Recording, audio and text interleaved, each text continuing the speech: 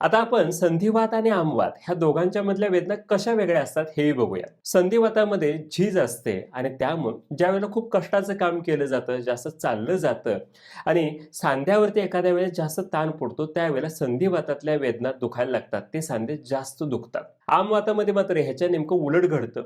ज्यावेळेला कुठलीही हालचाल होत नाही, त्यावेळेला त्या सांध्याच्या ठिकाणी आम साचायला वेळ मिळतो आणि ज्या वेळेला तिथं आम साचतो त्यावेळेला आमवातातले सांधे दुखायला लागतात. जेव्हा जास्त हालचाल केलेली नसते, एकाच जागी बसून एखादा व्यक्ती राहिलेला असतो किंवा रात्रभर झोपल्यानंतर सकाळच्या वेळेला सुद्धा आमवातातल्या वेदना आपल्याला वाढलेल्या दिसतात. आता यानंतर ह्याच्यामध्ये दुसरा महत्वाचा फरक दिसतो, तो म्हणजेच संधिवातामध्ये आपल्याला एक किंवा एकापेक्षा जास्त सांधे जरी दुखत असले तरी सुद्धा रोज आपल्याला तेच सांधे दुखताना दिसतात. पण आमवातामध्ये मात्र संचारी वेदना म्हणजे शिफ्टिंग पेन दिसून येतात. आज गुडघा दुखला तर उद्या गुडघा दुखणार नाही, खांदा दुखायला सुरुवात होईल. त्यानंतरच्या दिवशी गुडघा आणि खांदा न दुखता अचानक कोपर दुखायला सुरुवात होईल, कोपराला सूज सुद्धा येईल. म्हणजेच अशा पद्धतीनं प्रत्येक वेळेला वेगळे सांधे दुखताना आपल्याला आमवातामध्ये दिसतात. आणि तिसरी महत्वाची गोष्ट म्हणजेच संधिवातामधल्या ज्या वेदना असतात त्या थोड्या सहन करण्यासारख्या असतात, पण आमवातामधल्या वेदना ह्या जास्त तीव्र असतात आणि त्यामुळे ह्याला ग्रंथांच्या मध्ये